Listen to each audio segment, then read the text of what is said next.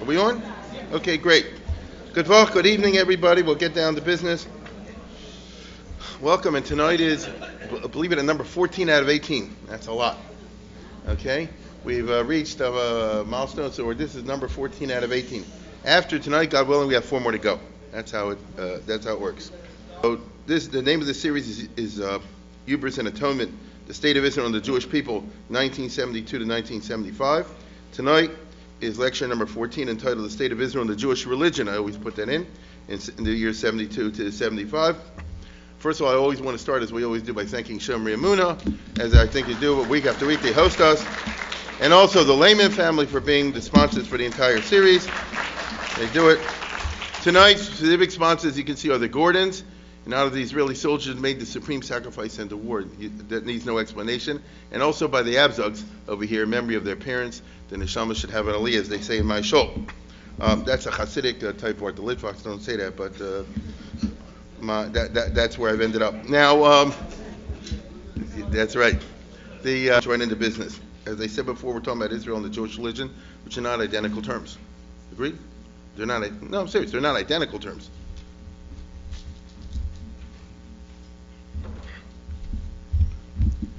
Let me start by pointing out that today that state of Israel is 8.5 million people. Think about that. I'm talking not with the Arabs in the occupied territories and all that. Israel. 8.5 million people, 6.5 million Jews. So Israel is a country with 6.5 million Jews. 1 million of Jews now are Haredim. That's the latest figures.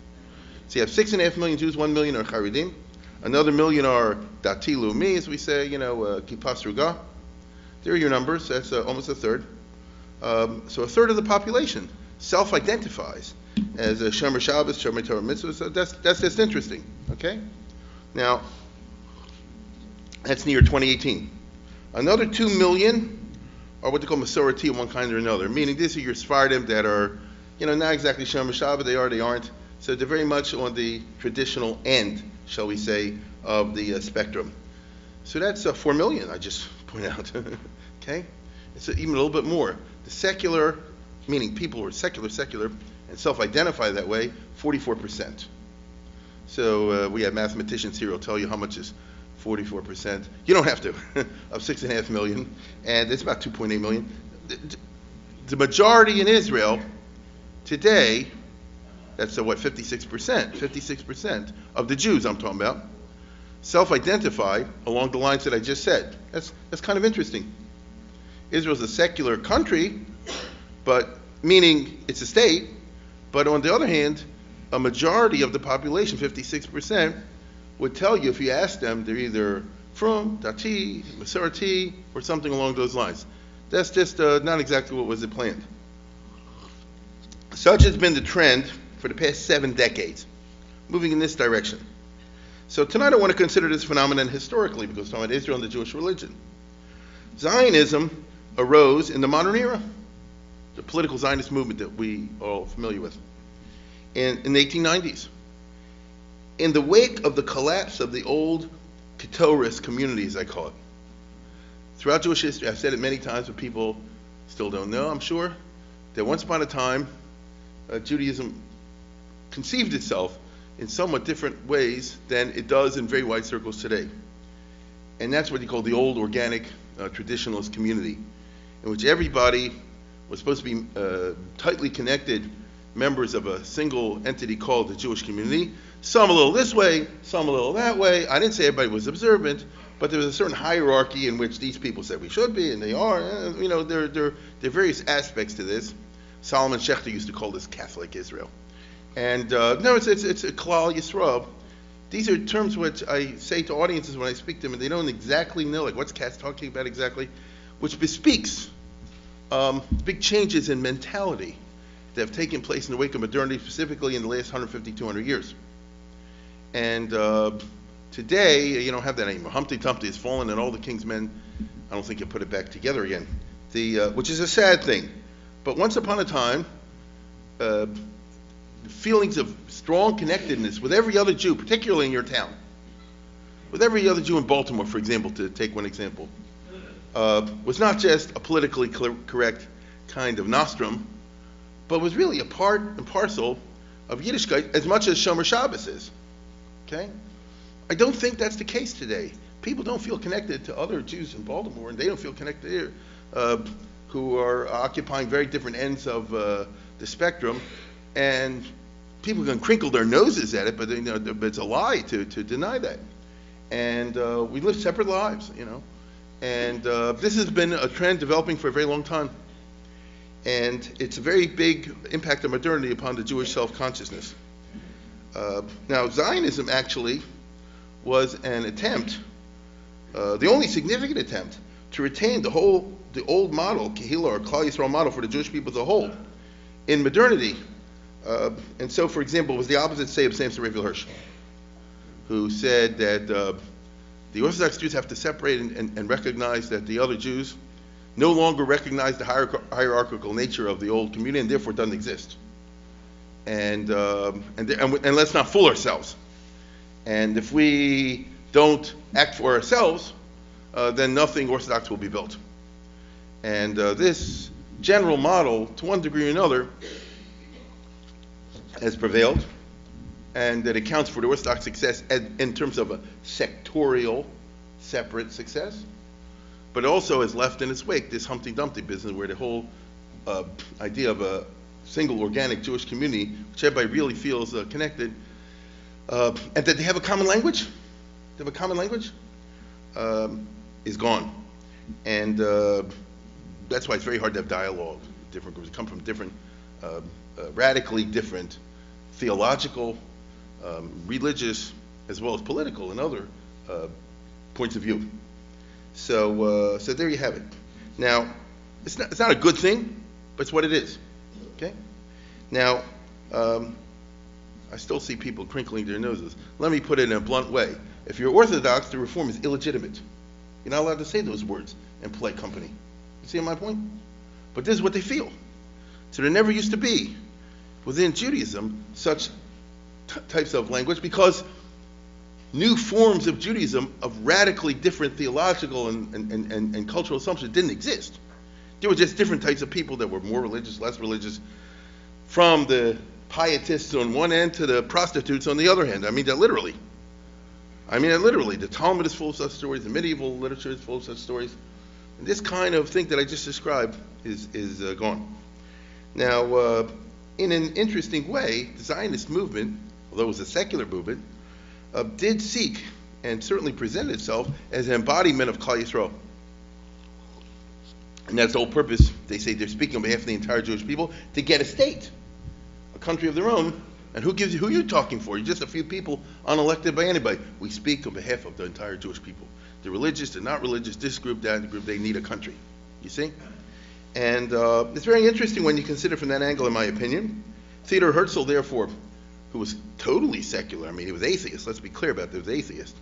Theodor Herzl was very anxious to have religious participation in the Zionist movement for a wide variety of reasons, one of which is what I just told you. He said it's not going to be a Jewish movement unless we have everybody on board. He was a very modern person, but he was still 19th century, so he still had his roots, parents and grandparents in the old, and that's why he collaborated very closely with Rabbi Reines, the founder of the Mizrahi movement, and the two were very good friends, even though they're completely different in Hashkafa, obviously. Ad Kedei Kach, Reines supported Uganda. You'd be surprised. Okay? Because he said Herzl needs it for temporary, whatever, but the point is like this. He felt it's necessary to keep the movement as such going, because this is the only 20th century embodiment of Klal Yisrael. For better or worse, he wasn't happy about it. Now, after Herzl's death, the religious secular split was more pronounced. Nevertheless, both sides worked to keep religious Zionists within the movement. So, without going into too many details, after the death of Herzl in 1904, the trend was for the Zionist movement to set what they call Gegenswart Arbeit, which means to work in the present, to take over the communities, and generally replace the religious schools with secular Jewish schools. There was big fights, as you may imagine, in Eastern and Central Europe over this in the early part of the 20th century. Big differences. In spite of what many religious Jews left the Zionist movement over this very reason. In fact, that's how the Aguda was founded, if you want to know the exact specific details, in the first decade of the 20th century. But Nevertheless, many religious Jews still remained within the Zionist movement for the reason that I just described to you. You understand? It's very imperfect, it's wrong, but it's necessary for all of us to be together for a common goal with the hope that one day everybody will get from it. That's the general idea. So, as far as I can think offhand, it's the only significant Jewish movement that was characterized by that. Can you think of another, in the 20th century? Now, so you had, as I say before, Chaim Weizmann, who is a completely and totally atheist and secular, in a strong ways, we'll see, but always cooperating, whether they like to or not, with the heads of Mizrahi, that's Rabbi Gold, like Machon Gold, or Wolf Gold, and this is Mayor Berlin, the son of the Tzib, the famous Bar Ilan. These are all comrades and collaborators. They fought like crazy. They argued like crazy. If you read the letters, they're very interesting. Each one is blasting the other one and, calling each other names and all the rest of it. That's true. But in spite of what I just said, when it comes together with the convention in Basel or Geneva or Berlin or whatever it is, you got to come together and agree on some kind of common program. It's just interesting. Okay? Now, the driving force in secular Zionism, I'm going to be clear about this. I'm going to introduce to some of you a term you're not so familiar with. Last week it was literary deconstructionism, I know. And the driving force in secular Zionism was not exactly militant atheism in the sense of fighting individual religious belief, which is always, to a liberal person, a personal matter. Okay? To a genuinely liberal person, religious belief is a personal matter. The driving force, rather, was anti-clericalism, which was a very strong European trend in the 19th century. Anti-clericalism means you're against the clergy having the power, like in the Catholic Church, is a coercive power of the religious establishment. Okay?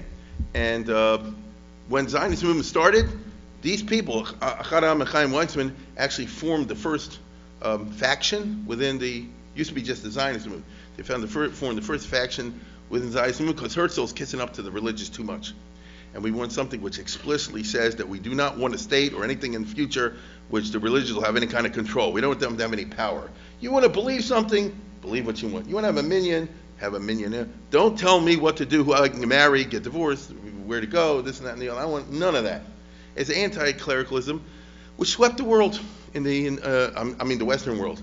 There was anti-clericalist riots. And violent ones in Spain, of all places, in Portugal in the 19th century. You think, these are places of the super Catholic and all the rest of it. There was a Kulturkampf, you may perhaps know about, in Germany with Bismarck against the Pope in the 19th century.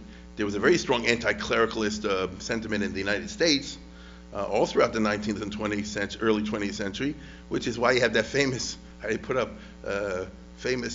cartoon when Al Smith ran for president in 1928 on the Democratic Party ticket against Herbert Hoover, who was a Republican candidate. He lost by a landslide because all these people said, I guess, we're not bringing in the Pope. You understand? Then they'll tell you what to do. And there's a famous cartoon, I forget, where it shows you the day after Smith lost the election, is a telegram sent to the Vatican, unpack. You understand? This is how people felt.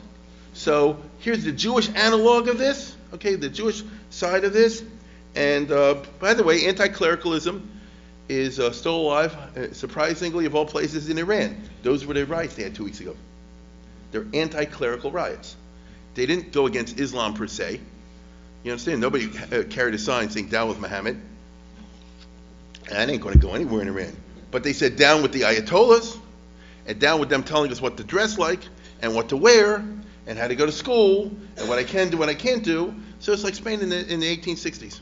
You understand? These are making fun of the Ayatollahs, of the clergy. Clerical means anti-clergy. Okay? So that means that you're really turned off and in principle opposed very strongly to the role of coercion, political control by religious in your life. I want to do what I want to do. If I feel like keeping Shabbos, I want to keep Shabbos. I don't want to keep Shabbos, I don't want to keep Shabbos. If I want to do what I want to do, it's very American. Don't you tell me what to do and punish me if I don't. Because then I'm going to turn it against you. That's called the anti-clericalist. The Chaim Weizmann was a strong anti-clerical. If you read the last pages of his famous autobiography, Trial and Error, which he published at the very beginning of Israel in 1948, just before the state was founded, actually, he published the book. Literally a month or so before. So he said, what's the new, so the UN had already voted it's going to be a two-state solution, as they said at that time. The United Nations resolution of November 1947 to be a Jewish state and Arab state. And what's the Jewish state Chaim Weizmann talking about? And he says, we hope it'll be like this, we hope it'll be this. No clericalism. Let's go to this. Many questions will emerge in the formative stage of the state with regard to religion. There are powerful religious community in Palestine which under democratic regime will demand to assert themselves. I think it our duty to make it clear to them from the very beginning that whereas the state will treat with highest respect the true religious feelings of the community, meaning you want to be a Shomer Shabbos? Be a Shomer Shabbos. You want to say Kaddish? Say Kaddish. It cannot put the clock back by making religion the cardinal principle in the conduct of the state. Religion should be relegated to the synagogue and the homes of the families that want it. It should occupy a special position in the schools. Now, that he didn't get into details, but shall not control the ministries of the state. Keep going. I have never feared really religious people. The genuine type have never been politically aggressive. He seeks no power. He is modest and retiring, and modesty was the great feature of the lives of our saintly rabbis and sages in olden times. So if you want to be a Chavetz Chaim living in Rodden and not interfere and bother anybody, just you want to do your thing, I have no problem. Okay, I have no problem. It is the new secularized type of rabbi, resembling somewhat a member of the clerical party in Germany, France, and Belgium, who is the menace and will make a very heavy bid for power by parading religious convictions. That's an interesting prediction, right? It is useless to point out such people. They transgress a principle laid down. You shouldn't make a Torah, a crown to glory in, or a spade. There will be a great struggle. I foresee something which will be reminiscent of the Kulturkampf in Germany, but we should affirm if we are to survive, that's a clear line of demarcation between legitimate religious aspirations and the duty of the state towards preserving them on the one hand, and on the other hand, the lust for power, which is sometimes exhibited by pseudo-religious groups. I know this has nothing to do with the modern history of Israel whatsoever. Okay? That's a very anti-clericalist statement. You want to be religious yourself? You know, that's one thing. You want to have a party and take power and this and that and the other and tell the state what to do. Das ist besonders. And Weizmann, who was a very cosmopolitan individual, remember he was a PhD in chemistry, been professor in Manchester University. He was a world-famous figure in secular sense, as you know. So Weizmann, in 1948 and 49, when he became the first president of Israel, pushed very hard that the government should be a combination of Mapai and Mapam. Therefore, no religion whatsoever. And therefore, it should pursue an anti-clerical regime. By that I mean that Ben-Gurion had, the Mapai had 45, the Mapam had 19. That gives you 64. You're home free. You don't need anybody else to have a majority and run the country. And then, there'd be no money for religious schools, no money for this kind of stuff. Maybe Saturday be the day to work. Don't give me any laws about who's closed in the stores. Don't control the marriage and the divorce. We want a secular state, you know, in which somebody, if they wish to be from, can do it on their own, but don't tell anybody else what to do. This is very strong. Now, it didn't happen that way, okay? Because interestingly, I just described you Chaim Weizmann and a whole group like that. But Ben-Gurion, who became the power, Weizmann was impotent. He said Ben-Gurion was a powerful figure, did not see things that way. Ben-Gurion's coming from a different background, okay? It's a different attitude, which is quite interesting. For example, there's Ben-Gurion, you know the old question, does Ben-Gurion say Hallel on Yom HaAtzmaut? The answer is yes. This is Yom HaAtzmaut in the Yeshurun synagogue. Okay? So the answer is yes. I don't know if he said with a bracha, but you know. So whatever the case, I'm simply pointing out he comes from a different background. People don't. I'm trying to do history over here. So you know, sometimes you have to puncture balloons. It's a complex story, and unlike Chaim Weizmann, Ben-Gurion was a maskil. He had no education, no formal education. A cheder and things like that, whatever. And then he moved to Palestine when he was a very young person, and he never went to college. Actually, went a year or so to Turkish law school. 1 year. So he didn't go to college. He was an intellectual individual. His house is full of books. You understand? It's like Truman. He read a lot. No question about that. And he was interested, by the way, in Plato and Aristotle and all that business. No question. But that's an autodidact. That's the classical maskil model. He didn't have an MD, he didn't have a law degree, he didn't have a this, that, and the other, didn't have a normal formal education. Came from mamish the maskil ideal. Comes from a religious family. His parents moved to Israel in the 20s. They actually had a kiosk. You understand? And their brother did and things like that. And so his attitude towards Jewish traditionalism, all the rest of it, is a funny one. Moreover, he comes from Eastern Europe. Herzl was a cosmopolitan. Weizmann reinvented himself as a Westerner. Weizmann came from Pinsk, where I was not that long ago. But he totally reinvented himself. And as I say before, went to a gymnasium and a university in Switzerland and became an English Jew and all the rest of it. So he wasn't part of really the culture of Eastern Europe. Ben Gurion grew up in Eastern Europe. And the reason I keep mentioning Eastern Europe, in the wake of the Haskalah and in the wake of the renunciation of fundamentalism in the 19th century that I spoke about last summer, the Jewish community in Eastern Europe had organically developed into a kehillah with religion accorded, usually small and weak, but nevertheless a clear space in the communal structures. Okay? Once upon a time, you went to Lithuania, where I was, for example, Lithuania or Latvia or Ukraine or any of those countries over there, Belarus, Poland, where all the Jews lived. That was the majority Jewish population. What developed in the 19th and early 20th century until the Holocaust was a very interesting model in which there were kehillas everywhere. There were formal Jewish communities, every town, big and small. And the community consisted of elected delegates of one form of election or another. And there were different parties that competed for this. And what emerged, generally speaking, was that there would be elections, and there would be different parties. It'd be the Socialist Zionist Party, the Aguda, the Mizrahi, the Jabotinsky, the Bundes, who were anti-Zionist, all this different type of group, Yiddishist. And when it's all over, what happened almost always was a coalition is formed to run the community. So let's say, for example, there's $200,000 to play with. That's what they raise in communal taxes in one form or another. And let's say the board that's elected, like the parliament of that little kehillah, whether in Warsaw and Vilna and the big places, or in Schnippershik and Pikshik and the little places, where your parents came from, they form a committee, and then they run it like a little government, as a coalition. The majority party is the majority party, the minority party, and then they divvy it up. And so, for example, if it's going to be a strong representation for socialist Zionists in a town in Lithuania, which is usually the case in the 1920s, then most of the money will go to pay to run a school which will teach a socialist Zionist Ivrit kind of education. But the religious might raise all kind of hell, so they'll give a smaller budget to help run the religious, let's say the Mizrahi school or something along those lines. And always a certain amount of money goes to pay the rabbi, the dayanim, the beis din, the cemetery, the synagogue. Guess what? That costs money, the upkeep, and things of that nature. And so the idea is like this: the broad important policies would be handed to the majority party, but the religious, who almost always were in the minority, were granted a piece of the cake. You understand that? And that's how they kind of worked it out. And nobody's happy and everybody's happy, if you follow what I'm saying. Everybody wants a bigger part. That's just normal. But everybody said this is a system that we can live with. And you see, the important point to remember is, in the communities I'm describing, there was no such thing as Reform Judaism, Conservative Judaism, and any kind of business. Which means you just had religious and secular. Those were the categories.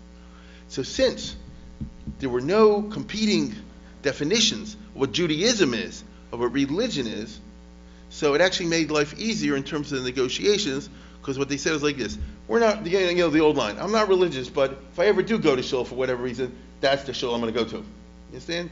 If I have loved ones, if they're going to be buried, the Chevra Kaddish is going to do it. The rest of the time I don't have nothing to do with the religion. And if they give me trouble, I'll give them trouble. And the fact that there were no competing definitions of what Jewish is, I'm talking in terms of religion, no different competing definition of what religion is, was like an unseen but very powerful factor militating for a combined community composed of very different elements. In the United States, for example, in Western Europe, you couldn't have that, because somebody will say like this: the JCC should be open on Shabbos. How can it be open on Shabbos? That's crazy. It's against the religion. Somebody said, well, not again. It's okay with my religion, my definition of religion. In Europe, they'll either make a decision to keep it open on Shabbos or they won't. But it won't be, if they don't, they're saying we're making an anti-religious decision. As a matter of fact, no JCC was open in Europe, in Eastern Europe on Shabbos. I just want you to know. No communal institution. Privately, if the Bund wants to run their own thing on Shabbos, which they did, that's a private institution. They could do whatever they want.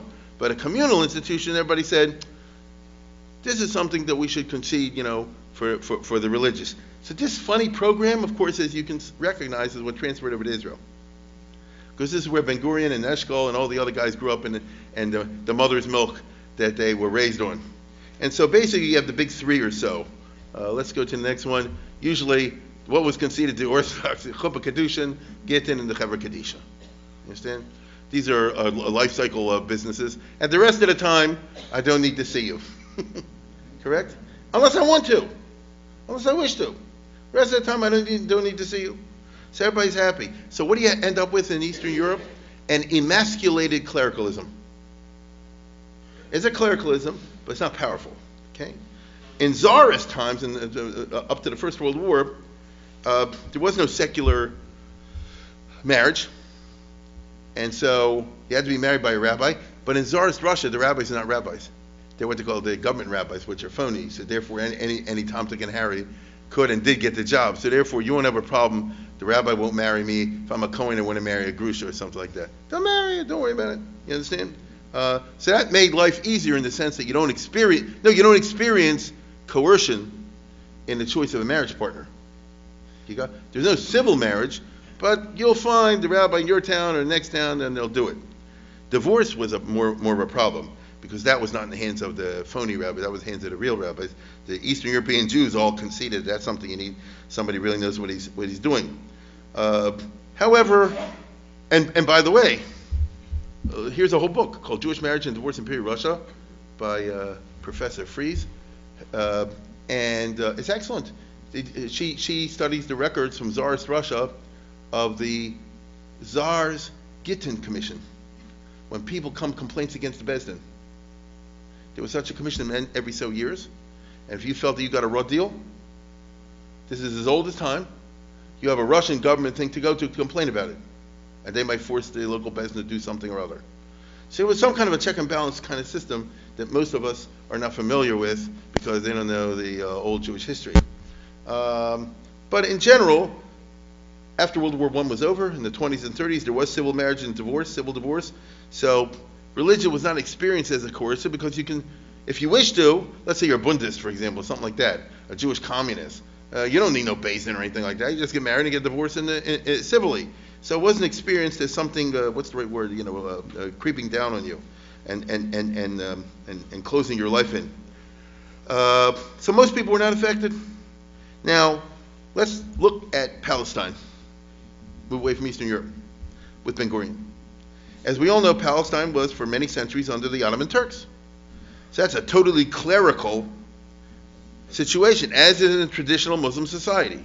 Let's be clear about this. You don't know this, the Turkish Empire was a clericalist state. It was a hallmark of Ottoman rule for centuries.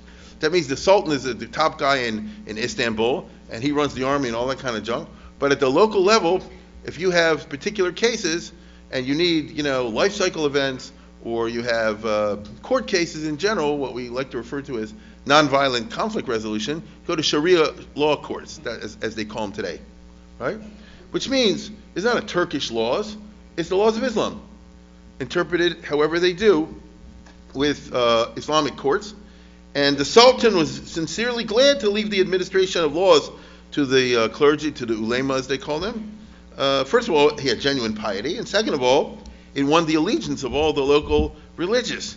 So the Ottoman Empire didn't have trouble from the Islamic side in the 15, 16, 17, 1800s, because religiously life is experienced as being a very frum Islamic state. If there's a war or some political thing, then the Turks get involved. But generally speaking, in terms of life in general, it's under the local Islamic business, okay? Now, the same was true for what they call the dhimmi, the Jews and Christians, the second-class citizens.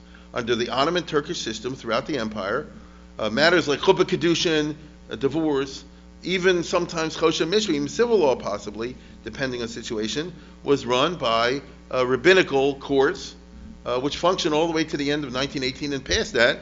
And so look at this. Here's the chief rabbi of Palestine under the Turks, and he's got 2 Turkish guards. And here's the guy in Aleppo, and these are Turkish guards. Meaning the government gave you 2 flunkies to show that this guy's the Chacham Bashi, or whatever they call him, and he has power for the Jews the way the Muslim guy has power for the Muslims, and the Christian guy has power for the Christian. The Orthodox, Greek Orthodox have their thing, and the Roman Catholics have their thing. That is how administration was practiced for many centuries in the Middle East, down until the British took it over in 1918. That's my point.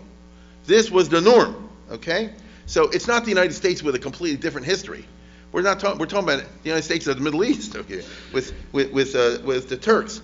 A few years before the First World War, Turkey had a semi-secularist revolution, the Young Turks. And when they took over in 1908, they started to tamper with the system that I just showed you, and it provoked a lot of Islamic unrest. Here is the famous Sharif of Mecca. This is the grandfather of King Hussein of Jordan, or the great-grandfather of the current king. Okay? He's the guy with Lawrence of Arabia. Okay? She's a Sharif. That means he's a Muslim, what's the right word? Like a cardinal, and maybe higher. And what is he angry at? The Turks now are introducing Western concepts like abolition of slavery. If you're this is Arabia now. Before it was Saudi Arabia. He was in Mecca. So who the heck are you coming and tell us with these stupid foreign ideas that slavery is not good or something like that? That's very offensive. You get it? Many people don't know. One of the reasons, not the only reason, but one of the reasons that you had the great Arab revolt of Lawrence of Arabia was to preserve the sacred institution of slavery. Okay? They didn't show you that in the movie. Now, when the British take over Palestine in 1918, 1919, they inherit this situation. Now, in light of current reality, we're a little more sensitive to what I'm about to say. What are the big holy cities in Islam? You got your Mecca, you got your Medina, you got Jerusalem. You do. Okay, imagine if the British tried to take over Mecca and Medina. Oh my God, in 1920. All hell would break loose. Well, they took over Jerusalem. See? And they're very sensitive to what I just told you, that they took over a holy Muslim place. They don't want a whole jihad blowing up like we have today. And so the British were really dancing on eggs. They're very sensitive to this because they have a long period of tradition of imperial administration, in India and places like that. And they knew about you have to respect the local religious and cultural traditions if you don't want it to blow up in your face. And so the British, when they take over Palestine, they're very careful not to offend Muslim sensibilities. Even when they post soldiers in 1918, when they take over Jerusalem, the soldiers they put on the Temple Mount to control things, to get Indian soldiers, Pakistan soldiers that are Muslim. Get it? They're in the British Army, but they're Muslims, so Muslims shouldn't get offended that there are infidels marching around on top of the Temple Mount. I'm just saying they're smart in that regard. With the Turkish, when the Turkish government is now gone, so the British, who are now setting up an administration in Palestine in 1919, 1920, they say, okay, how is Islam supposed to be organized here in this new territory called the Mandate of Palestine? Is it to be organized? Maybe we should go just Presbyterian. Every mosque does its own thing. Is that what we should do? But Palestine contains thousands of mosques and waqfs, which are hegdishes of the holy territory of the Islamic. What is their standing in law? What the British decided to do in order to avoid stepping on anybody's feet, make everybody totally accommodate totally to the Muslims, they set up a kind of an Islamic Church of Palestine, a whole separate legal entity called the Islamic, they didn't call it the church, but the Islamic something or other of Palestine, which is responsible for all Muslim affairs, and we're giving you guys maximum autonomy. You run the mosques the way you want, you run the school and the chinuch the way you want, you run the tzedakah projects the way you want. See, the British are not interfering at all. Just, pay your taxes, obey the laws, and live the life as you wish. At the head of this, since the Christians have let's say, for example, an archbishop in charge of the Catholics and a patriarch in charge of the Greek Orthodox by long-standing tradition, and it's easier to deal with a top-down situation because if you're the British High Commissioner, you just talk to the top guy and they send the word down. So they created an Islamic archbishop, if you want, they created this. So he should be the head of all the Muslim stuff in Palestine, and that was called the Grand Mufti of Jerusalem. Okay, the British made that, and never existed before. And they gave him. The office goes with a lot of patronage power because the way they set it up, he is mamish like an archbishop. So he gets to appoint who should be the teacher in this school and who should run this, what should be done with the tzedakah money for the orphans in this town, and Jaffa, and Jerusalem, and Tiberia, and all that, and who should get a job as an assistant rabbi, a qadi or something like that in one of the local Islamic courts or mosques and things like that. And so the bottom line is they created a monster, because the guy they picked, as you know, was a friend of Hitler later, right? Haj Amin al-Husseini, and he used his power. I don't blame him. I mean, from his point of view, he was Palestinian, as he saw it. He used his power to create an entire organization that's under him that will work to fight the Jews and fight the British eventually. Okay? Fight the Jews and fight the British. So it created that's not what they had in mind. But they didn't know this in 1920. It was an attempt. Once you do this for the Muslims, and you have already a built-in situation for the Christians, so a sense of administrative order say you got to do for the Jews. Okay? Are the Jews a group that's used to having a top-down hierarchical chief rabbin organization? Like that, right? So, nevertheless, this is England, so they want to do it right, as they see it. The Jews don't really have a tradition, really, of a national religious organization of all of Palestine, but they're going to get one now.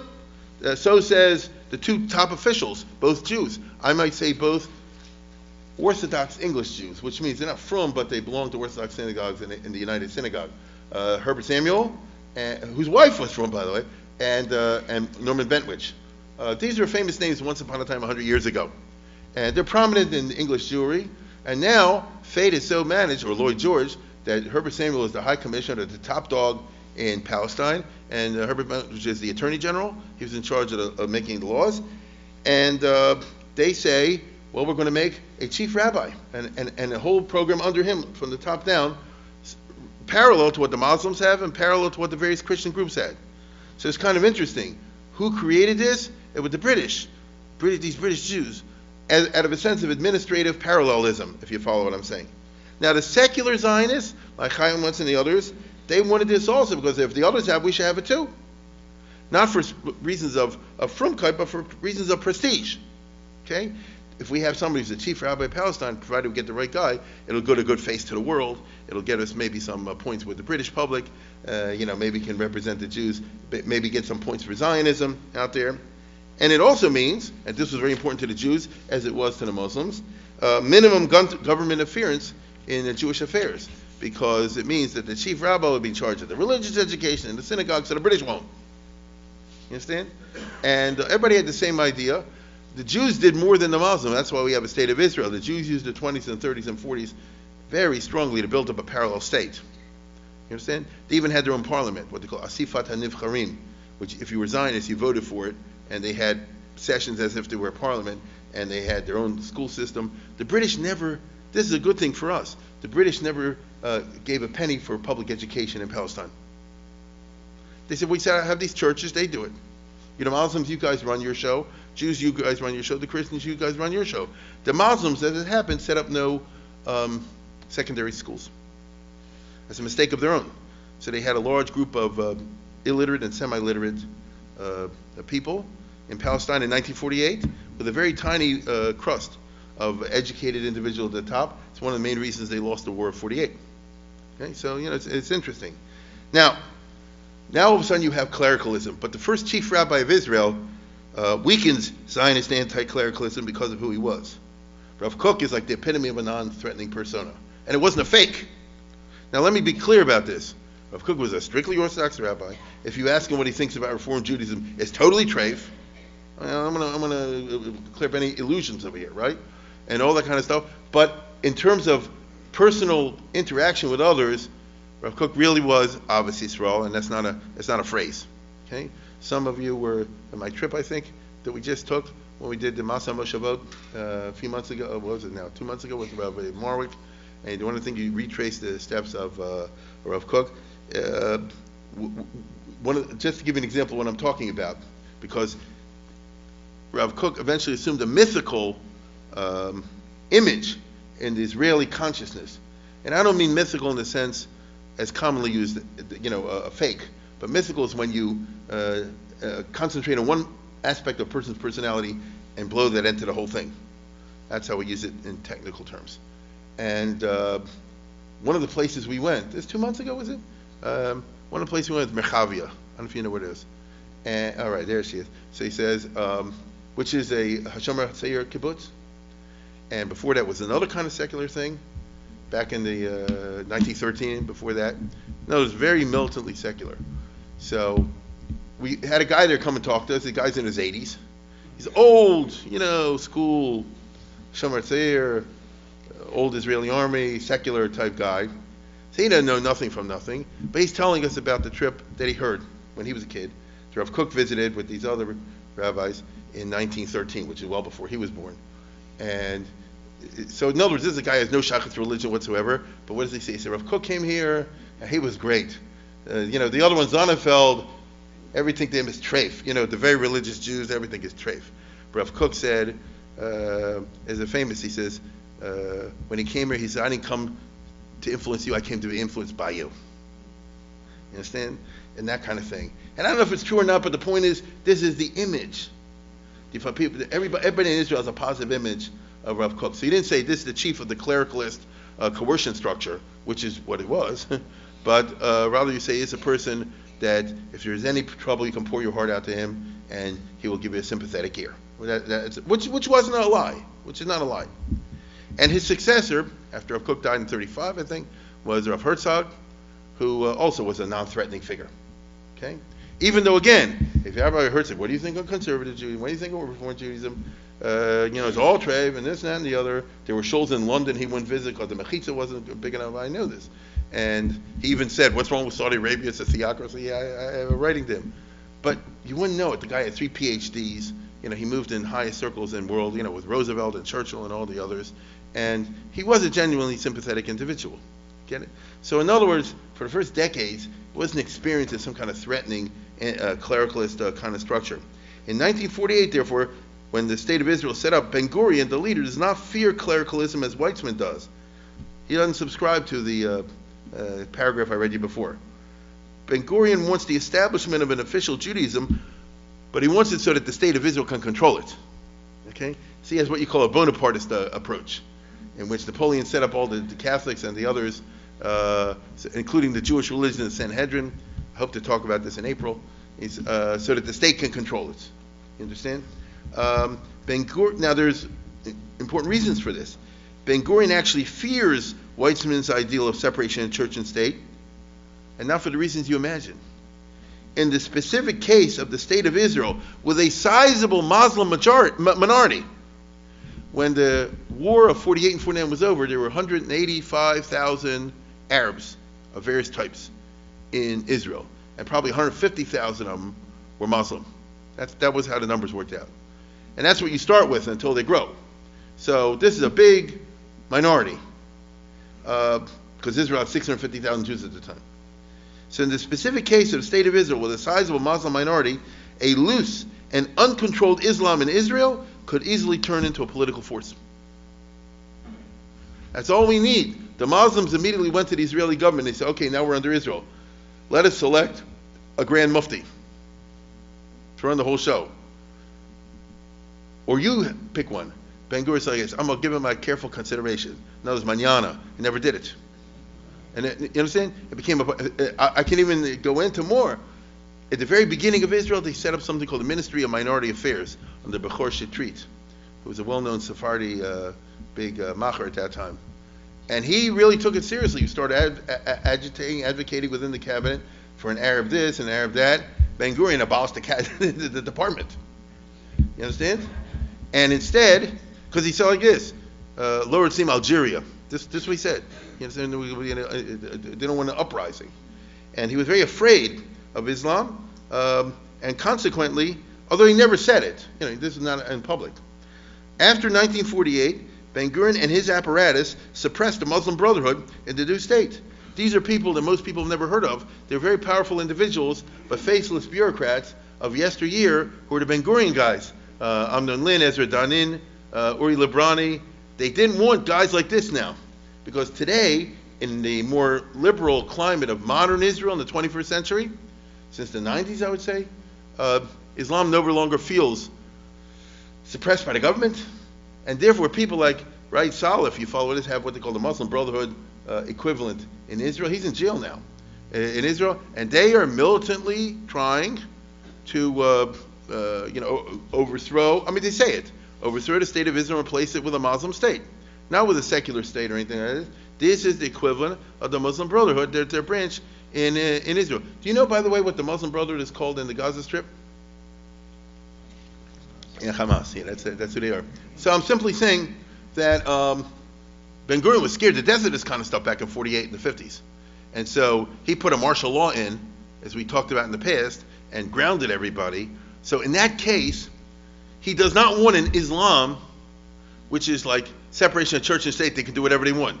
My God, if they get together and have some kind of convention, who knows what's going to come of that? So basically, it's like this. The state will pay all the salaries, and the state will control all the mosques. We will tell you what to do with the charity funds. You get it? And we will do all the rest of it. So it's a pretty tough regime that he had over there, but he got away with it because nobody was noticing.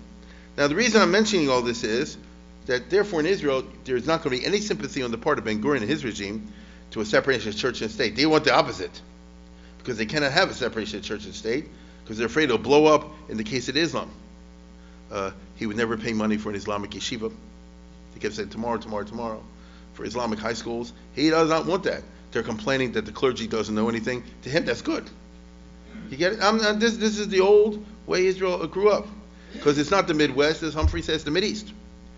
Now, in regards to Judaism, Ben-Gurion and the Zionists were motivated by a bunch of different things. First of all, they're very sensitive to the Torah Karta claims that Israel is not a Jewish state, but a state that's in violation of Judaism. The Satmar Rebbe and Amram Blau and people like that who said, and still do, right? They still show up at the PLO rallies, you know what I'm talking about. They say Israel is a violation, contradiction of Judaism. Why is Ben-Gurion worried about all this? As we know, and this is more true today than ever, the Christians are a major source of support for Israel. They see Israel as a fulfillment of prophecy and Judaism in whatever way they do. Today in 2018, this is more true than ever. I think you all know this. And so, in 1975, Jimmy Carter, who was the governor of Georgia, goes to visit Israel, and he meets Golda Meir, and he says, do you keep Shabbos? And this, it's in the Bible. And Golda Meir said, well, we have plenty of people who do that. You understand? Which is cynical and not cynical. That's no. That's actually the Ketoris model I said before, isn't it? It's actually, she didn't mean to be, maybe she meant to be funny, but it's not funny. That's the old model. We have people do this, we have people do that. We're all part of one chevra. Okay? But I'm simply trying to tell you that a religious delegitimation of Israel is a powerful, if that ever happens, is a powerful blow. Because Christians around the world see Israel, whether you like it or not. And Chaim Weitzman knew this better than anybody. He could play this card, even though he was an atheist. He could play this card better than anybody. He said, it's a fulfillment of biblical prophecy. And let's face it, what is the claim of the Jewish people to Israel if you're atheist? That's a dangerous question I just asked. Okay? You see, so on the one hand, Ben-Gurion said like this, we want a religion out there, provided it doesn't get out of hand. So if you see rabbis with beards marching in Manhattan and burning Israeli flags, we got rabbis with beards too, don't worry. You understand? We got plenty of them in Israel, and they say Israel's fine. So this is a very important point. I might also throw in a very important factor on a personal level is Ben-Gurion was a weirdo. He had no friends, if you know who he was. He was an interesting, strange individual on a personal level. He had no friends, a very strange family life. He had one friend. And it's funny. It's interesting. And the one friend was Rabbi Maimon from the Mizrahi. They were always arguing, but really they agreed with 99%. So the Mizrahi and the Rabbi Maimon, Fishman, was like this. Whatever Ben-Gurion wants to do in foreign policy, we back you. Whatever he wants to do in economic policy, we back you. But you have to make sure that the stores are closed on Shabbos, you understand? You have to make sure that we get money for KBY. You have to make sure that, there shouldn't be Mihu Yehudi issues and things like this. And him and Ma'am would always argue, but really, they're actually agreeing on 99%. You understand? So, as you can see, I've kind of changed my mind about Ben-Gurion and religion the last couple of years. I've been thinking about it.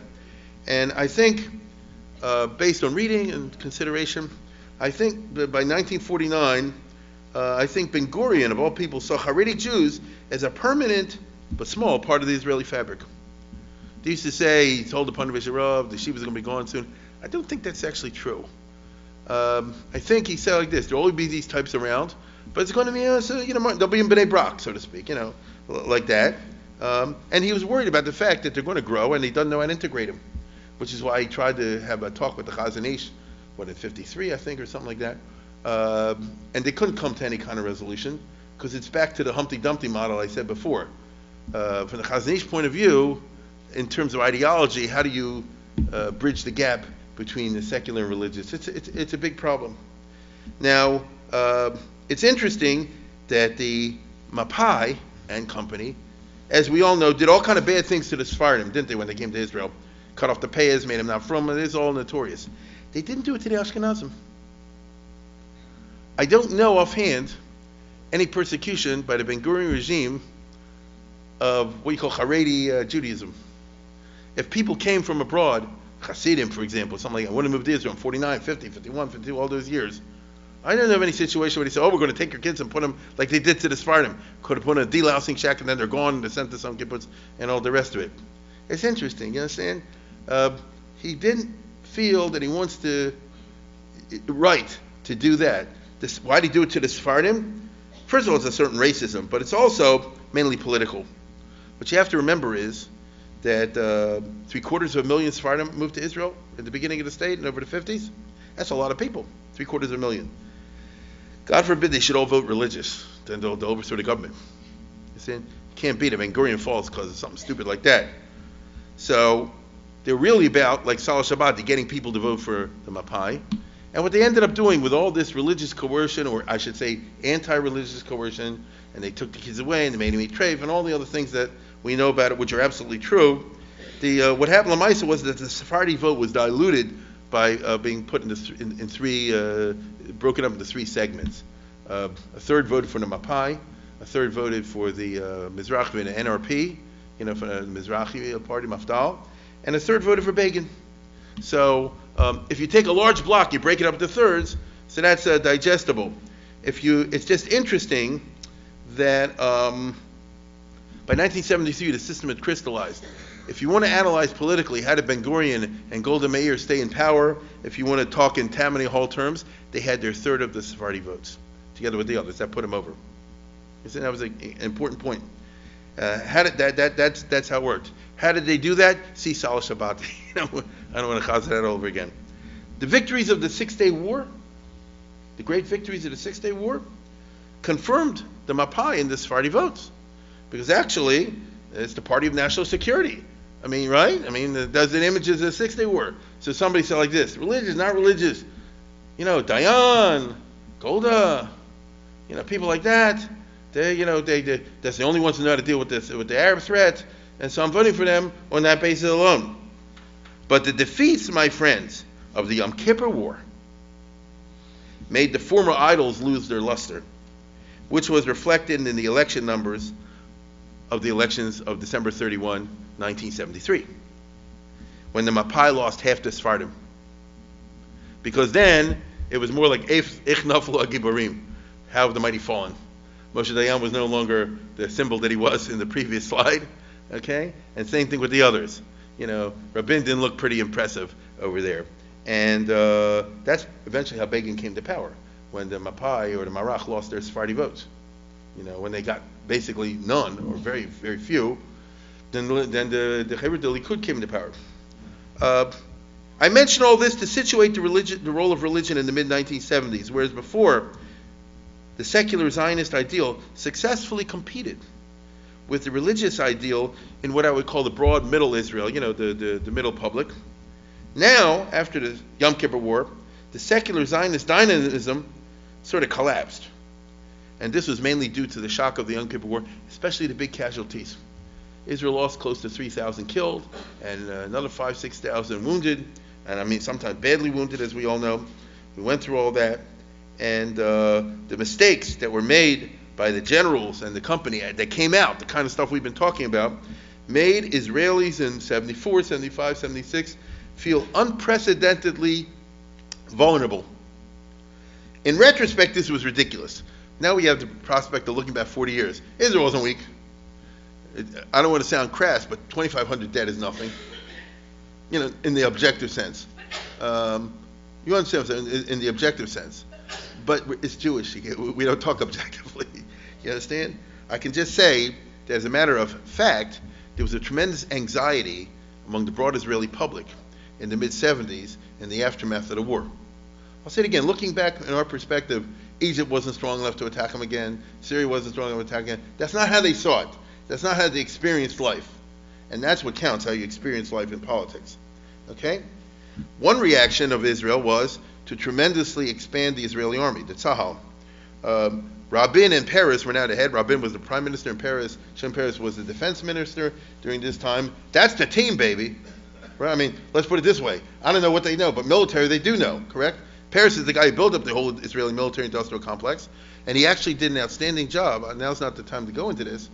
As a defense minister, in the aftermath of the Yom Kippur War, he cleaned up all the junk. This is an unknown story. And they appointed a new chief of staff over here. Today, this guy couldn't last 5 minutes because of the hashtag Me Too, but nevertheless, at that time he could. And he rebuilt. Let me tell you something. They moved the tanks from 1,700 to 3,800. I mean, they doubled the tanks. They did the same with the armored personnel. They added new divisions. I mean, they freaked out. And it cost a lot more money. And that's one of the reasons Israel's economy went down the tubes in the 70s and 80s, because they just spent a lot more money on the military, but they felt that they felt we don't want to have again where we're, like on the Golan, it's 5 Israeli tanks to 100 Syrian tanks. We don't want that anymore. You get it?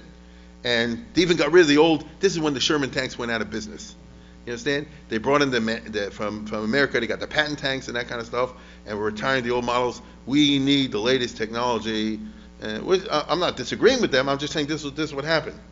But in spite of this, there was still a lot of yeridah from Israel. A lot of people left the country. The economy in Israel began a 2 decades-long Via Dolorosa, right? In which the inflation went crazy, the production went down the tubes. The cost of the Yom Kippur War was 1 year GDP. You understand? The amount of money it cost Israel was equal to what they made in a year, the whole economy. They can't afford that. And now these new weapons cost a ton of money. You can just see a bad formula coming together. And so they're really trying not to drown economically. This is Yeshua Rabinovich, who was the former mayor of Tel Aviv, was the finance minister, the Sar Ozer at that time. And he was really going crazy. As you can imagine, it's a thankless job, right? To try to keep the state of Israel from drowning. Frankly, there's only one reason Israel did not drown. I mean, they just simply would have gone out of business. And that's the USA. There is no other reason, okay? Because they just were billions short. Let's get clear about that. All through the 70s and 80s, every year, started with Nixon, and then afterwards, every year, I'm not talking, besides the military, that's also, besides America gave Israel for civilian, notice to balance the books, about $3 billion a year, something like that. People forget that. That's how the AIPAC, got really revved up, because they had to get that $3 billion aside from everything else. You can't raise that, from Hadassah, Now, here's the interesting point. So, in the wake of everything I just told you, the younger generation, the Israeli youth, now go through a Zionist existential crisis, which you can understand in the wake of the Yom Kippur War, the way they experienced it. People were saying all over the state, maybe it was a mistake to set up Medinat Yisrael after all. The young people. There'll never be peace. That means sooner or later we'll get defeated. We win one, we can't afford to lose one. So the heck with the whole thing. I'm young. I can move to America or somewhere else and have a life. Why should I get stuck over here? You hear it. And this was a big national depression mood. So the one element of the population that had an opposite reaction was the traditionalist one, and most importantly, the Dati Lumi, the Kippas Ruga. This was their moment of glory in the history of Israeli culture. The Kippas Ruga boys and girls, the Ulpana girls, responded to the challenge of the shortcomings revealed by the Yom Kippur War in ways opposite to that of their Chiloni peers. Instead of calling the Zionist enterprise into question, instead of interpreting the defeats of Tzahal as a cause for existential despair, the religious Zionist youth doubled down on Zionism, interpreting the defeats in the war as a spur to greater patriotism and increased hityashvut, increased settlement. So basically, this sector, and only this sector, it's interesting, in the mid-70s, acted like the Israelis did in the 30s. In the 30s was a big intifada, and the Arab terrorism was crazy, and a lot of people got killed. A lot of people in the 30s, I'll say. But what was the attitude? Every time they kill somebody, we'll build a new yeshuv. This is called the stockade era of Israeli history, when they built all these settlements, mainly in the Galil and places like that, in the northern Negev. What was the idea? They just killed a whole bunch of nurses. We're going to make a yeshuv over there. So this became, in Israeli history, mythology, I don't mean mythology in the sense of false, the idea that this is the Zionist response to terrorism. You don't scream and this and that, you build, or you start something new. But it's only experienced by this sector. Only these kids feel this way. The mindset, of course, is that of Rav Kook the younger. This is taking the teachings of Rav Kook the elder and interpreting them in a very settlement-oriented way that you want the Jews have a mystical connection with every inch, I repeat, every inch of the land of Israel. Now, what's interesting to me, I don't know if any of you have a memory, the secular Israeli society noticed this, and many were impressed with the Kippur Ruga youth. Maybe there's something to religion after all. There's the most famous figure over here was Ephraim Kishon. I don't know if that name means anything to you. He was Israel's Bennett Cerf, the national humorist. He wrote Salah Shabbati. So he was a very famous person who always poked fun at Israel, but in a good way. You understand? In other words, not in a vicious way. Told Salah Shabbati is one big criticism of the junk in Israel, but it's told in a loving fashion. So that's a trick already to criticize. So I just picked this up on the internet. Israel, he was an Austrian guy. So he brings the Central European humor. Israel's a country so tiny there's no room to write its name on the map. You know what that means? You can't write Israel because he wrote this before 67. Everything is before 67. So the neck of Israel too small to write the word Israel, right? Israel's the only country financed by taxpayers abroad. It's a country of boundless boundaries. It's a country where mothers learn to speak Hebrew from their kids. It's a country where one writes Hebrew, reads English, and talks Yiddish. It's a country where everybody has the right to speak his mind, but nobody listens. Israel is the most enlightened country in the region, thanks to the Arabs. You understand? Israel is a country where all the capital is concentrated in Jewish hands, and there's much grumbling about this. The Nazis used to say that Jews control the economy. In Israel, they do control the economy. It's a country where one can buy anything in the world for his money except an apartment in the old Israel, maybe in the new one too. It's a country of elections, but no choice. Because every year it's the Mapai, It's a country where nobody expects miracles, but everyone takes them for granted. It's a country where every human being is a soldier, and every soldier is a human being. So it's just a little selection from him. So, but he's a totally secular atheist guy. He was a Holocaust survivor from Vienna, the European culture, and all the rest of it. He went through the Mambara system. So I'm only saying that because to situate the fact that he had a column that was always read. He used to if you're old enough, you remember he used to collect them in books, and some of them were translated and some were not. Question of his humorous columns. My favorite was, once upon a time Israel didn't have TV, so if you had a TV, I'd listen to the Arab TV. This is before my time, actually. Obviously, some people had TV sets, but all you get is Lebanon, is Syria, Jordan, that kind of stuff. And he's writing a column. He says, "I love the music over there. Kill the Jews, la la la." There's a very catchy song that they start every program with. So anyway, why am I mentioning this? He writes a serious column in 1974, early 75. I really wanted to get it. I can only find it online in Hebrew, so I'll translate very quickly for you. Many of you can read it yourself. A person who speaks in front of youth groups, as he did, in schools and in university clubs, will immediately notice that when he's dealing with an audience of religious kids, he means kippur ruga, kids. Like in university. They act differently, They asked different questions. They answered differently. I never heard from them put down on the state of Israel. The fashionable attacks on Israel that you hear from so much of the other youth. It seems that they're stuck in a very narrow-minded, positive patriotism.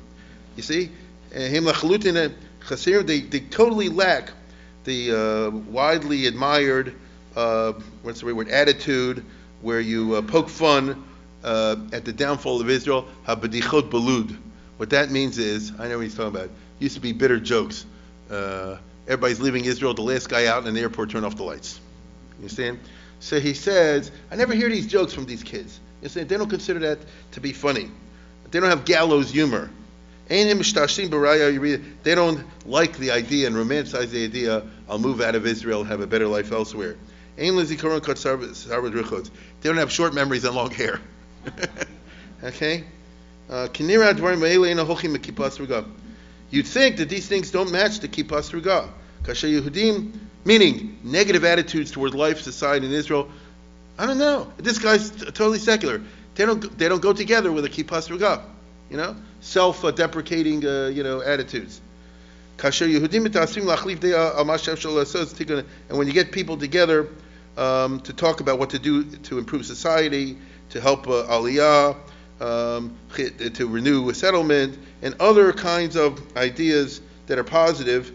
Whenever you go to one of these meetings, everybody there is wearing a yarmulke, a kippah sruga. They're overrepresented. You know what it's like today? This is not good. Go to the APAC. There's too many people with yarmulkes. What do I mean by that? I'm not saying it's bad. We need the others. You get it? So in other words, you notice this. We can debate, he says, about the lack of compromise on the part of the Gush Amanim types. But it's their strong attitude that's anti-compromise that allows Israel to negotiate compromises. You understand? We need them. And they show to our Arab neighbors that lo hakol nischaka, not everything is destroyed here.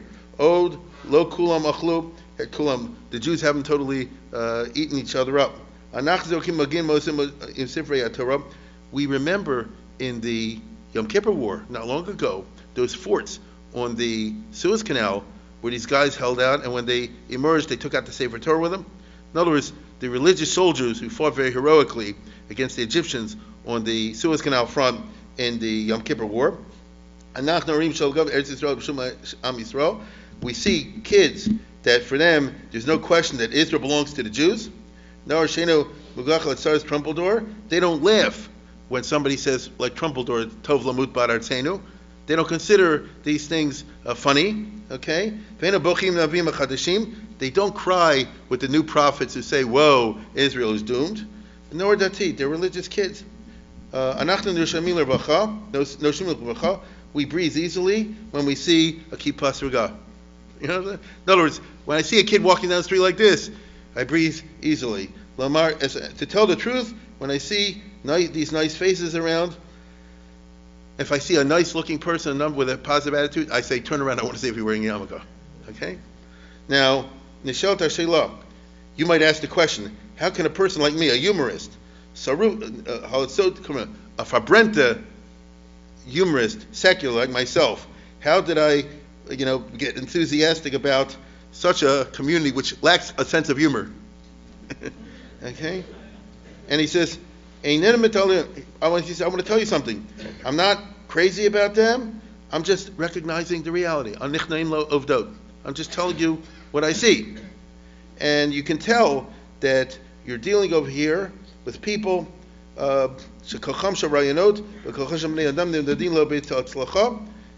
These are people whose ideas are able to withstand not only times of good, but also times of crisis and bad. They have strong principles, in other words. Anyway, I think you're getting the idea. I really wish, and it would take me too long to read it all, but those you can read Hebrew, you can look it up online. I strongly recommend it. And if you are better than I am, you'll probably find this somewhere online, because it used to be translated. I read this in Hopkins when I was a college student in the old Jerusalem Post they used to send to libraries, remember, with the junky newspaper?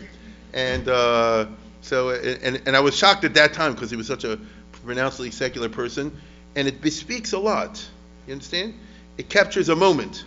And this is a well-known episode in Israeli cultural history. And the result is that the Kippur Struga segment of Israeli society, feeling validated by the general society for the first time, now embarks on serious engagement in the general political process. So until the Yom Kippur War, kids out of the yeshivot, those types, stayed out of politics. That's for the old timers who run the party and part of the Tammany Hall system. Until now, the Mafdal, the National Religious Party, was an old boys club, an insiders network with restricted admittance to leadership circles. He had the same faces. Chaim Moshe Shapiro until he died, and Berg was there for 100,000 years, and Yitzhak Raphael, and these. No, I mean, they're good as the same thing. I'm just saying these are the people that kept. They ran the political machine. You vote for me because I'm gonna get your cousin a job and make sure that all your relatives respond appropriately and all that kind of business. And anyway, I've been the president of Shul for 40 years. Nobody's kicking me out. That kind of business, which we have none of in Baltimore, Maryland, but they have in other places. And the result is rather interesting. Well, let's put it this way: it's very significant. It's very significant because until now, the National Religious Party had been an appendage of the Mapai, as I told you, except in religion. Whatever Golda Meir wanted to do, whatever Eshkol wanted to do, whatever Ben Gurion wanted to do, they always went along, except in the case of religion. What are the things that brought down the government? Autopsies, Mihu Yehudi, marriage and divorce, but not national security. Not a question of whether you should have martial law, not a question of whether Israel should have this kind of economic policy, that kind of policy. You guys run that show. But in the 25 years since 1948, Vayacham Dar Chodesh Alamdu B'Yeshivot, it's a new social reality by the 70s in Israel in terms of sociology, in terms of people. The younger group that's now, growing up, had a different experience than their elders. It's a different experience in growing up in a KBY type situation. This was not true of the older leadership. This is interesting. Who was the Mizrahi leaders up to the 70s? People from Europe who came up through the party system. Maybe this guy learned a year or two here, or maybe not. This one was a youth leader in Germany, and that guy was a political macher in Galicia, and this one was over here, and they knew how to code to every convention, and make the same speeches, and get jobs for somebody, and get, the petek, like in Salah Shabbat, get somebody an apartment, and, you do this, and I do that. They're not inspirational religious figures, and to be frank about it, they weren't Talmidei Chacham at all. You see, Varhaftig actually was, but the other, they were not Talmidei Chacham at all.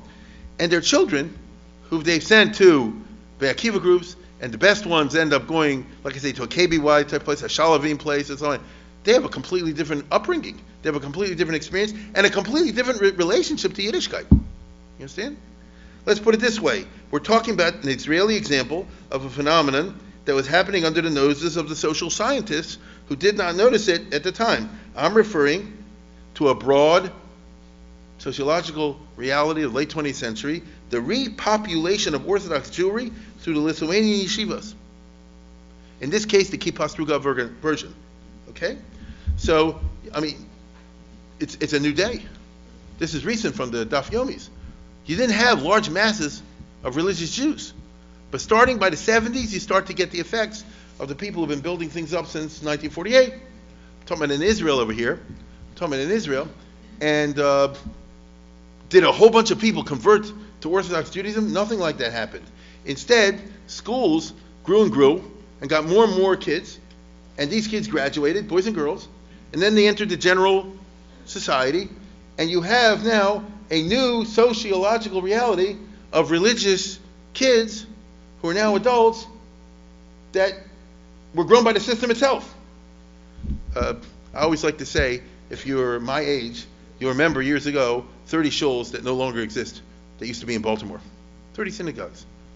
But there are 30 synagogues that have arisen, brand new, also in the last 30 years, that didn't exist then. But where did the new 30 come from?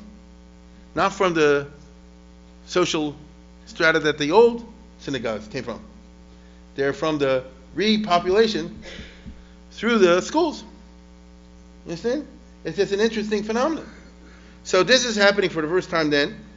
The created critical mass, that's what you're dealing with.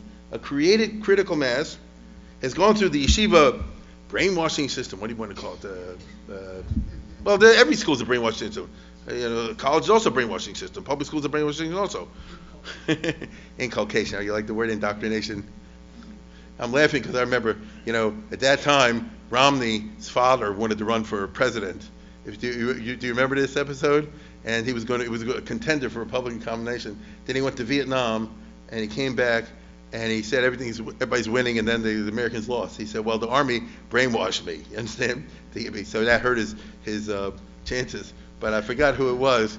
Maybe it was Bob Dole. He said, I guess he didn't need a brainwash. A light rinse was sufficient.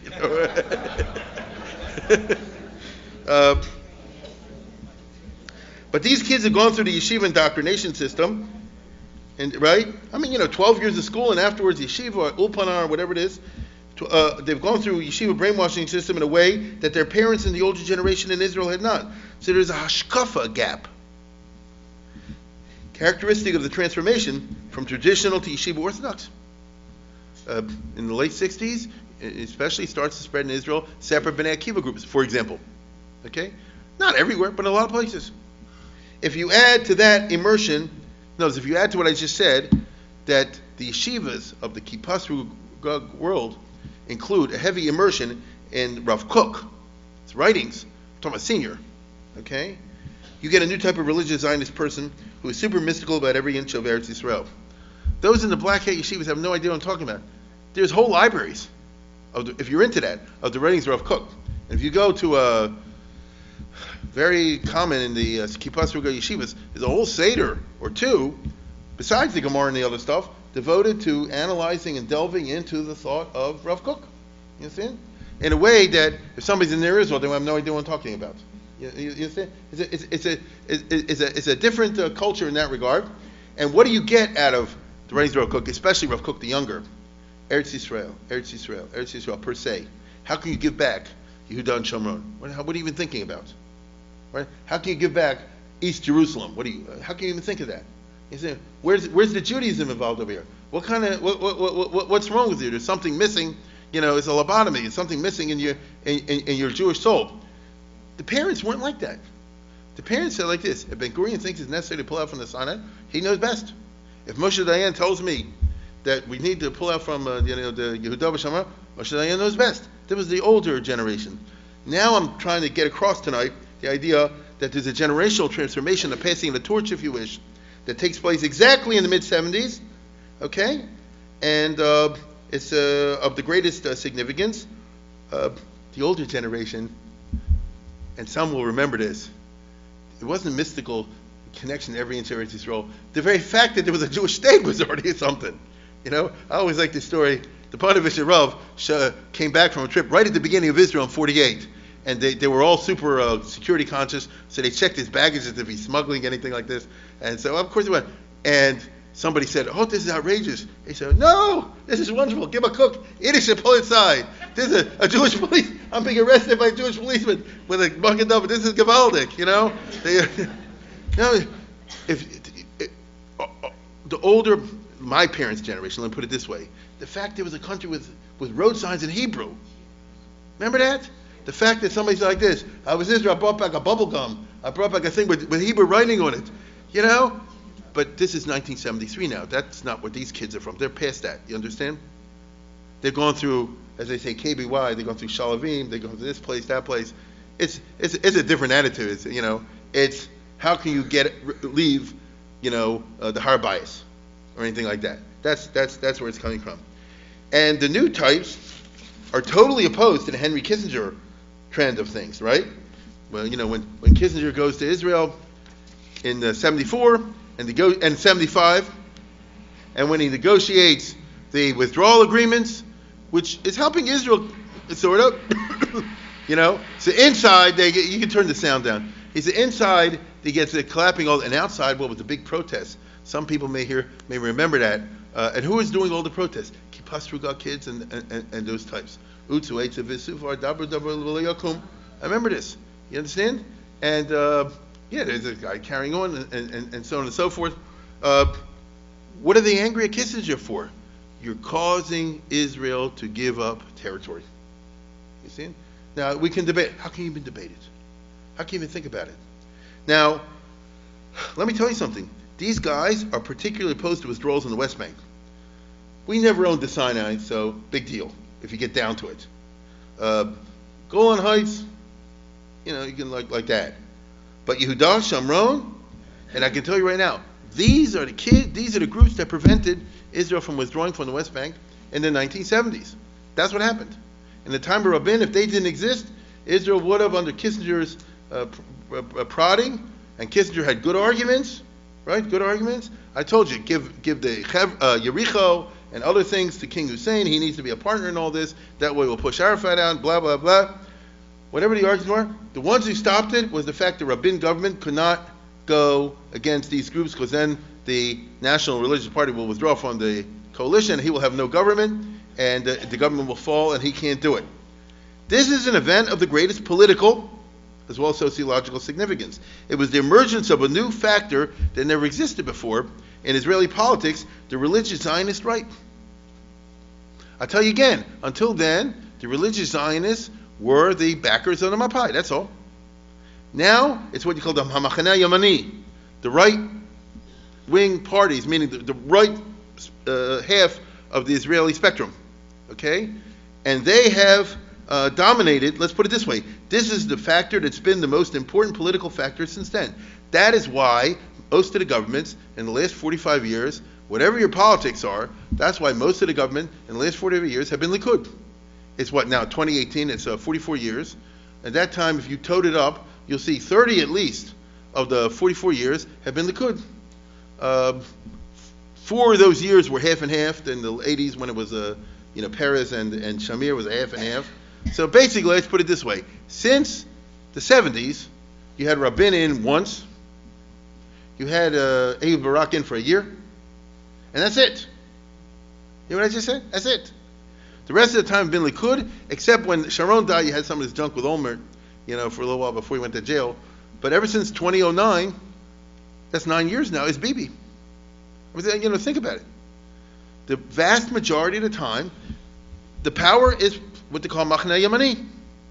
The last election, Bibi said, I guess, you better come and vote for me, because then they're going to, the Arabs are going to take over, and all these people dropped voting for whoever they did and voted for him is as well known. Okay?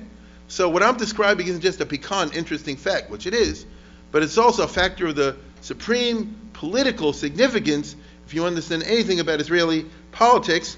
And if you want to be blunt about this, and why not, United States foreign policy, now, Trump is a different parsha, I'm putting him aside, but totally different. But the United States foreign policy for the last 40-some years has been to wait for the occasional labor government. That's what it is. Begin didn't give anything up. Shamir didn't give anything up. When Rabin was in for a little while, he got your Oslo. Okay? And then, Bibi gave the kid in. Then when you had Ehud Barak, you had the attempt, he tried to give away the Temple Mount and everything else. You know that. Just Arafat turned him down. And then when you had Olmert, for 2 years or something like that, with the collapse of the Sharon business, when he went into the coma. So, again, he tried to give back everything. Okay? It just happens to be that the Arabs said no. I think we all know that. So what is American foreign policy? If it's Netanyahu, it's nothing. There's nothing to talk about. If it's one of these Likud guys, it's nothing to talk about. But maybe the next election. This is exactly why. First of all, by the way, this was the tragedy of Barack Obama. He was stuck with 8 years of Bibi. You understand? Let's go to the next one. We all know what Obama was thinking. You understand? And from his point of view, I understand it. Seriously, all joking aside, I get it. You won't get any concessions out of this. If we get a labor government or a leftist government, then we'll have some real negotiation. We'll have some Israeli withdrawals. Okay? This is why Bill Clinton, if you remember, in the late 90s, sent James Carville to Israel to run the election campaign of Ehud Barak. Right? Do you remember that? And he got Ehud Barak elected, but that was a fluke, and that collapsed, and they got Sharon instead. But for the 2 years, a year and a half that Ehud Barak was in there, They had the second intifada, the third intifada, whatever they called it, and it was, it was some situation. He got elected because Bill Clinton correctly said, as long as you got these BB type guys, we're not going to get what we need. Okay? So American policy, they won't put it the words I just said, but American policy is to wait for the next election and hope for the best. The most powerful manifestation of the new religious Zionist use is, of course, the new settlements. The Rabin government said no new settlements. I'm talking about in Yehuda and Shomron, smack in the middle of the Arab area. And these guys go, the hours late, so I'm not going to give you the details, but you know what I mean. And the two heads of the government, Rabin and Shimon Peres, disagreed. They didn't agree on how to respond. Shimon Peres said they shouldn't build them. Oh, if they build them, the youth are very idealistic. Peres went there a number of times, and he said this is not wrong, but he was carried away, and he let them stay there. Happened over and over again. Rabin said they're sartan, they're cancer. Okay? And you have to understand, Rabin is so angry about this. In his autobiography, he damns Shimon Peres for this, a part of a 60-page attack on the character of the worst person who ever lived, named Shimon Peres. And I kid you not. And by the way, the English version is much toned down. You get the Hebrew version if you want the really good Lashon Hara, you know. Now, wait a second. Yitzhak Rabin, who's the prime minister, and listen, he was a famous general. Okay? I mean, it's not like he didn't contribute to Israel. He is totally turned off by the Kippur Raga youth. It's a bad chemistry. Where Shimon Peres sees, perhaps, misguided Zionist idealism, Rabin sees defiance of government orders, and that's the cardinal sin for a professional soldier, isn't it? Okay? The Zionist enterprise is run by the State of Israel. The State of Israel is run by the Prime Minister of Israel, and therefore, when we say to build a settlement, you build it, and when we say not to, you don't. Can't have people gumming up the works with their own, religious, mystical mishagas. On the other hand, Rabin has a slim government of 51 seats for the Marach. He desperately needs the 10 seats of the Mizrahi, of the NRP. The older generation of the NRP leaders is uncomfortable with the youth, with the Gush Amanim. But they realize that's where the boys are. Literally. Okay? And so these guys, and he's dead already, these guys, they're out of touch. And in the next election, most of them are gone. Okay? As we shall see, Yitzhak Rabin's anger will build and will lead to his downfall in 1977. That's coming up next year. Some of you will perhaps remember, he got so angry at the religious and this and the other that he said that when new airplanes are coming in, and America was sending them fighter planes, and they were scheduled to come in on a Saturday, and the Mafdal said, no, don't make it on Saturday. And Rabin said, that's the best for the Air Force, they have to come in on Saturday. And the Mafdal, this is the Mizrahi, not the good. They said, well, we can't vote for that. Well, then I fire you from the government. That's what happened. And they called the elections, and he lost. That's how Bacon came in. I'll tell you an anecdote. A number of years ago, 10, 15 years ago, I don't know, Yankee Din was a friend of mine. He was close to Rabbi Scheinberg. So Rabbi Scheinberg came to Baltimore. So he came to Baltimore. So Yankee said, come with me in the car. I need somebody else. I say, sure. So we went to the airport. My glorious job was holding the car, in the driver's seat while they brought in the Rosh Yeshiva, Rabbi Scheinberg. And I see him come out, with all the talesim and all the rest of it. I see him come out with the air crew. It's Rabbi Scheinberg and two of his flunkies, and Yankee Dinowitz and the air crew. You know what I mean? And they came out there and all this kind of stuff, and we helped them get in the car and all the rest of it. It wasn't easy putting a seatbelt for somebody with all those talesim. But nevertheless, that's my claim to fame. Now, wait a second. So what's the airline policy? They said, the airline policy, not Jewish. The airline policy said they heard there's a holy rabbi on there, and they went to greet him and all the rest of it. And they told Rabbi Scheinberg the following. He said, the head pilot says, the first time I was in Israel was years ago. I was in the U.S. Air Force, and we landed the planes on Saturday, and all hell broke loose. I've never quite understood it. Rabbi Scheinberg said, well, you were part of God's plan, something like that. So attitudes matter, okay? Attitudes matter. Meanwhile, the religious Zionists will build up during and after the 1970s, which will result, of course, in the strange Israeli phenomenon that many of us take for granted, of two Orthodox Jewish parallel universes. Okay? You go to Israel, there's a whole separate world of the Kippur Raga, and the whole separate world of the Black Yeshiva. They coexist. They cohabit the same country. They have nothing to do with each other. Certainly, Panovich has nothing to do with these guys. Maybe these guys sometimes go to Panovich, I don't know, but certainly Panovich has nothing to do with these guys. It's a parallel universe. You can have somebody totally from a big Talmud Chacham and all the rest of it. They have nothing to do with this world and vice versa. It's funny. for the girls' schools, for the boys' schools. It's strange how it goes. When you're an American, you go to Israel. Israel's a Disneyland. You get to visit this exhibit, you get to that exhibit. So if you come with a group, you can go to Hebron, you can go to Hebron. You can go all kind of different places. But each one has its own dynamic and built up. Specifically, the peak years were the 70s, the 80s, and 90s. After the 90s, the Kippur girl has gone into a certain existential crisis. You understand? Losing a lot of the youth. But in those years, it was a big expansion. Obviously, what's the big difference between the two? The theological significance of the state of Israel. You understand? I'll tell you again. These guys learning very intensely the writings of Rav Kook, and the other guy said, "Who's that?" Asking in Punavish, asking the mirror, "Who's Rav Kook?" What's that? Did he wrote something? I didn't know that. So you have two different tribes, and it's very Israeli. The United States, by the way, is developing into a tribalistic, for better or worse. I'm not saying this is good, this is bad. The United States is developing into a tribalistic kind of body politic, which is why some people hate Trump and some people love him. There's a very good article you sent me from the New York Times. Pinker, is that him, from Harvard? He analyzed this in terms of American political tribalism, which I happen to agree with. You understand? So it's a 21st century phenomenon and not a 21st century BC phenomenon.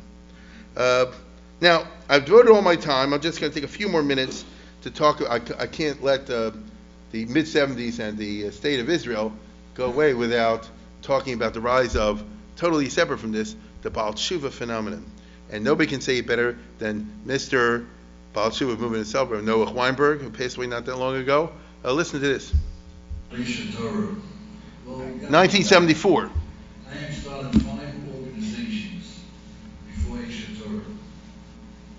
And I had been working at the problem of assimilation and intermarriage ever since it had bothered me. When I was 30 years old, I figured I have to do something about it. And the first thing I thought of doing is you make an organization. Anybody who's serious about changing the world, whether it's to save the rainforest or the whale or women's lib, or you have a cause, you mean it, you make an organization. So I started an organization. Didn't work, I started another one. Didn't work, I started another one. Fine. Until I came to the conclusion, I'm not a great leader. I'm an educator. So I figured I'll make a yeshiva. If I make a yeshiva, I had 3 purposes in mind. Number 1, I saw that what was wrong with the organizations was that people gave up. They didn't think it was really possible to bring back secular Jews or atheistic Jews or Jews who were lost or Jews who were assimilated. They thought it was a non-starter. I mean, I have to prove it can be done. I knew it could be done. I have to prove it. I figured a yeshiva is the way to prove it. The second thing, I figured a yeshiva, if I do it, I'll get a core of my students, and that will make an organization. That will start an organization. A core. The third thing, I figured I'd have a laboratory. You got to work out what works. So by doing the job, you find out what works. I didn't think of the fourth thing. You know what the fourth thing is? People watch it and they say, whenever you start something new, people say, you're out of your mind. When you're halfway successful, they say, I knew it all along. When you're really successful, they say, I can do it better than you. And all over the world, people are trying to do it better than us. That's fantastic. When I started, everybody said, I was out of my mind. Today, it's well known that everybody can do it better than me. Stop right there. Okay? Here's another piece. The start of the Baal Tshuva Kira movement in a serious way is with the Atonement and Aisha Torah, which had now here you have a Haredi parallel sociological development. A new generation is showing up that's coming with a different education, obviously, than the older generation, and can have a different way of making contact with the younger generation. What I mean but over there is that the younger generation, the Haredi Yeshiva world, is coming onto its own. The older Rosh Yeshivas can't speak English. They're not cure of types. Moshe Feinstein was a great man. You don't need me to tell you that. They're not a Kippur type. You understand? They had their own particular charisma, no question about it, and perhaps a greater charisma. But the younger generation, people like that, I'm talking about the 70s, can engage with technology, with translations, and all kind of modern tools to appeal to a much wider audience. You understand? As a result, the term choser b'tshuva, which is an Israeli Hebrew term, you know, the old-fashioned rabbinic Hebrew term is Baal Tshuva. The Israeli term choser b'tshuva, as far as I know, enters the Israeli lexicon after the Yom Kippur War. Okay. So in the 70s, 80s, and 90s, this phenomenon will have its peak effect. I always like to ask this question. What do these people have in common? Well, what do they have in common? It's Trotsky, it's Howard Stern, it's Bibi, it's Trump, it's General Eitan. What do they have in common? They all have frum children and grandchildren. Yes, Howard Stern. I kid you not. Okay? But it's the age of the Choser B'Tshuva. Okay? Trotsky has grandchildren, whatever it is, you know, in Kiryat Arba, place like that. Okay? Seriously. Okay? So, go figure. I didn't want to wait for people to come up with answers. Now,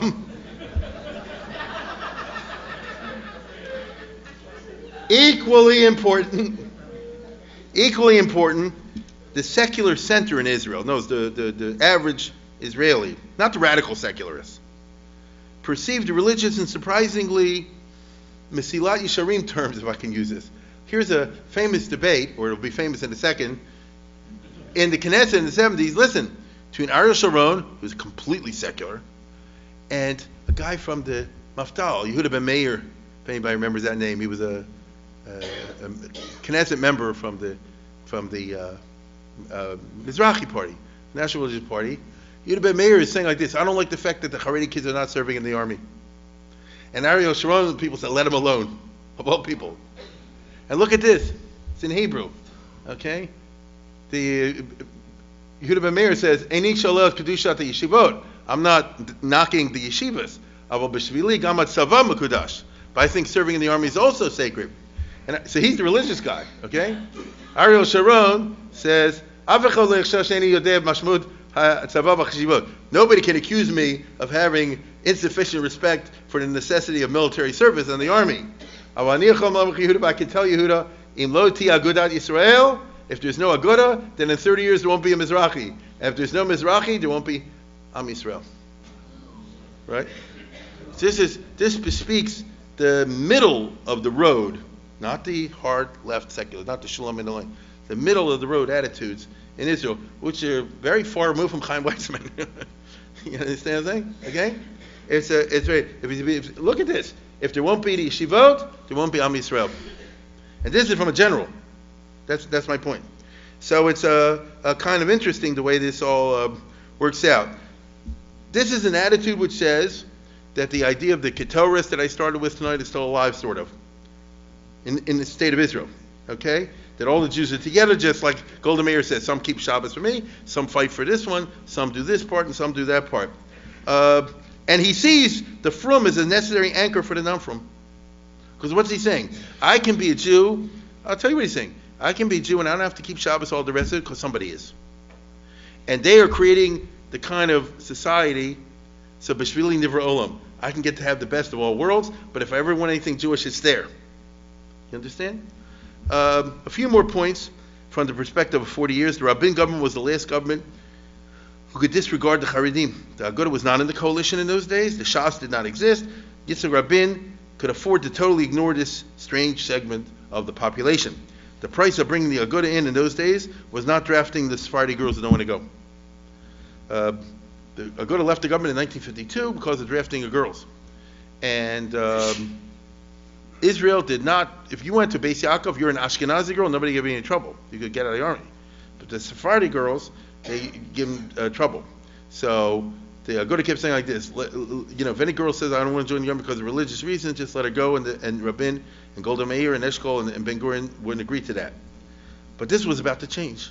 It's one of the big changes of the Begin regime, okay, where the first thing he did to get the Agudah in the government was they said, okay, when any girl doesn't want to go, she said for religious reasons, that's it. This is the basis on which he formed the government. And Begin would be willing, as I say, not to draft the girls. The result of all this is added to the demographic exponential religious growth. Everything I just described in terms of demography, everybody's having a lot of kids, gets bigger and bigger since the 70s, the last 40 years. Shimon Peres perceives this already in the 70s, but Yitzhak Rabin does not. And so he can't change and modify. That's not who he was. Without the Haredim, the Likud would never hold power. So I just told you a very important political fact that everybody in the State Department must know about because they follow these things. He said, if you're talking about the ruling governmental structures in Israel, it's based on the Likud party, these ultra-Orthodox Jews, this other group, and that's what it is. They get their 51 or 55%. This is how it goes. So without the Haredim, no Likud government could stay in power. I recall myself, by the way, now, memory is a funny thing, but I remember this pretty distinctly. Rabin himself spent like 2 days in Or Sameach back in 74, 75. Then it got out in the paper and he left. So even Rabin, I haven't seen any biography, but I can understand his biographers would not include that. But I remember this very clearly, unless I'm deceiving myself, that is, in which case you're all in trouble. He says, but I can tell you right now, people were looking for essence of Judaism to help explain to themselves why they're continuing to fight for Israel. Okay? So in summing up, I would say the following. There was a time long ago when some people were afraid of the power of secular Zionism. There was a time when secular Zionism appeared vibrant, dynamic, and therefore able to supply answers to the Jewish existential questions. After the Yom Kippur War, however, the air went out of that balloon. As often happens, foxholes turn atheists into believers. The aftershock of the Yom Kippur War left Israelis feeling that they were in a collective national foxhole. While the secular critique of religion was by no means dead, the large Israeli center, not the Shulamit Eloni radical left, but the large Israeli center saw religion as an asset. Not that they themselves wanted to adopt the stringencies of Orthodox Judaism, but they acknowledged religion and religious beliefs as an important bullet in the rifle, a vital weapon in the arsenal. The mid-70s was the last time the Maharach government, the labor government, represented the center. A little to the right, a little to the left. This was true politically as the Rabin government maneuvered between Kissinger and the Arab oil. It was true culturally as the regime did what was necessary to satisfy basic clericalism. It kept in the system where the rabbinate controls the marriage and divorce and all that kind of stuff, but that's all they wanted to do. By the mid-70s, though, come Dor Chadash. It was a new demographic reality in Israel, and the Marach was not comfortable accommodating national security policy to them. If you want to go back to the old Kehillah where you're in charge of the mikvahs, that's one thing.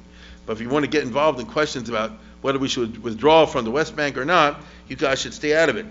Well, as a result of kicking these guys out, the Marach went gone with the wind. Because they've basically not come back into power almost entirely in the last 45 years. That's quite a statement I just made. Okay? They've almost entirely been excluded from power. Of course, there's a lot more to this subject, but the hour is late, so good night.